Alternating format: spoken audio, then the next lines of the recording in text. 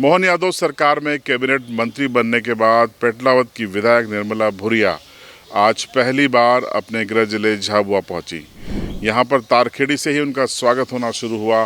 तारखेड़ी के बाद रायपुरिया, पेटलावद में उनका ज़बरदस्त स्वागत किया गया। तमाम कार्यकर्ता वहां पर मौजूद थे। निर्मला भूरिया को फूल मालाओं से लाद दिया गया। उसके बाद निर्मला भूरिया का काफिला झाबुआ के लिए रवाना हुआ। जगह जगह उनका रास्ते में स्वागत किया गया और झाबुआ में पहुंचकर स्वर्गीय दिलीप सिंह भूरिया की प्रतिमा पर, जो कि उनके पिता हैं, उन्होंने वहां पर आशीर्वाद लिया, श्रद्धा सुमन अर्पित किए और वहां से फिर वो भाजपा कार्यालय पहुंची और यहां पर भाजपा कार्यालय पर भी उनका स्वागत किया गया। इसके पहले तारखेड़ी पहुंचते ही उन्होंने हनुमान जी के मंदिर के दर्शन किए, उनका आशीर्वाद लिया और उसके बाद वो अपने कार्यकर्ताओं से मिली।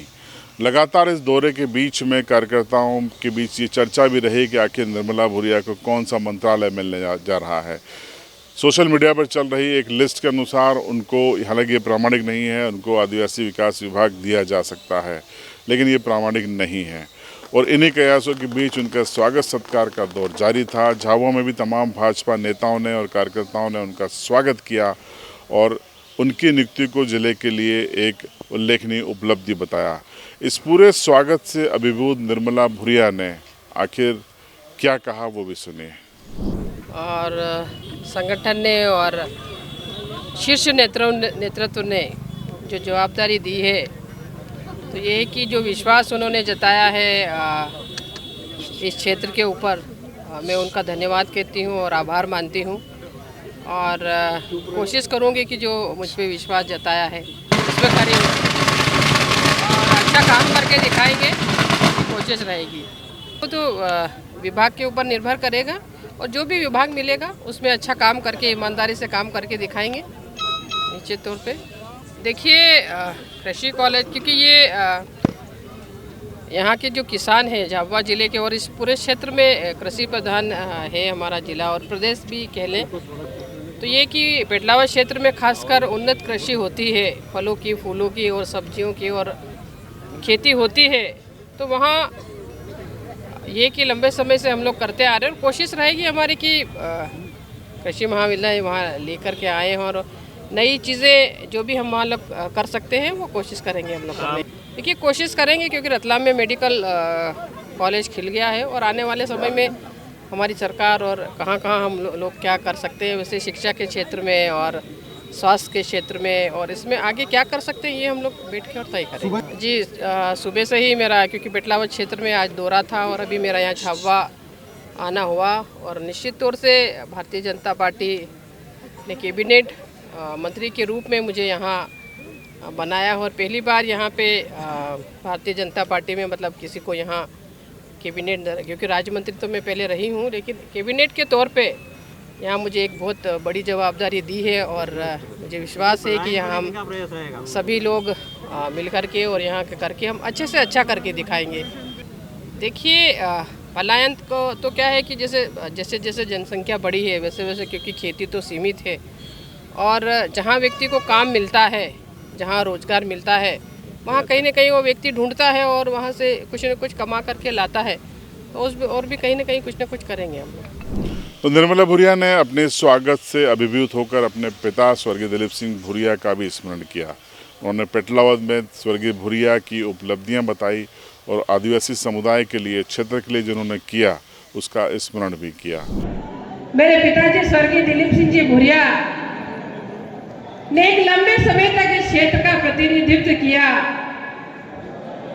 और हमेशा उनकी ये सोच रही कि विकास कैसे करें, जो सबसे नीचा व्यक्ति है उन्हें ऊपर कैसे लेके आए, शिक्षा कैसे मिले, पढ़ाया लिखाया कैसे जाए, यहाँ का विकास कैसे किया जाए, किसानों के खेतों में पानी कैसे पहुँचाया जाए, बिजली की व्यवस्था कैसे की जाए, स्वास्थ्य की सुविधाएं कैसे बढ़ाई जाए।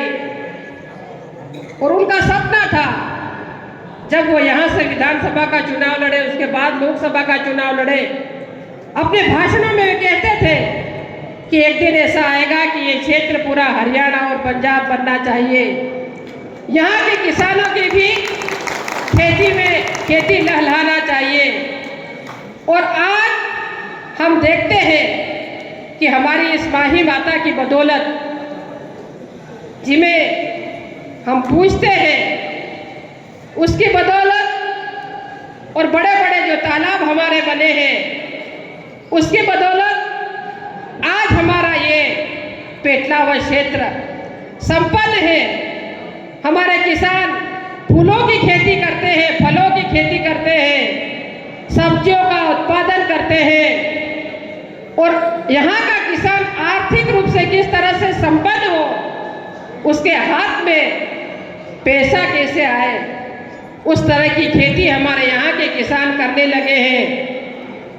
और इसीलिए आज हमें कहीं न कहीं ये देखने को मिलता है, महसूस होता है कि जो सपना उन्होंने देखा था, जो ख्वाब उन्होंने देखा था, जो वो सोचते थे, भले आज वो हमारे बीच में नहीं है, लेकिन उनका आशीर्वाद हमेशा हम लोगों के बीच में रहता है, और वह आशीर्वाद हमें काम करने की ताकत देता है, आगे रास्ता दिखाने का काम करता है कि हमें किस दिशा में चलना है। कार सेवकों पर गोली चलवाकर तुम राम को तंबू में बिठाए थे, अब खत्म हुआ है वनवास, राम का फिर दिवाली आई है, हम सनातनियों की आंखों में फिर खुशहाली छाई है। राम राज्य की गुण से संपूर्ण आर्यवर्त में हर्षोल्लास है। 22 जनवरी से भारत में फिर भगवा राज है। एक युग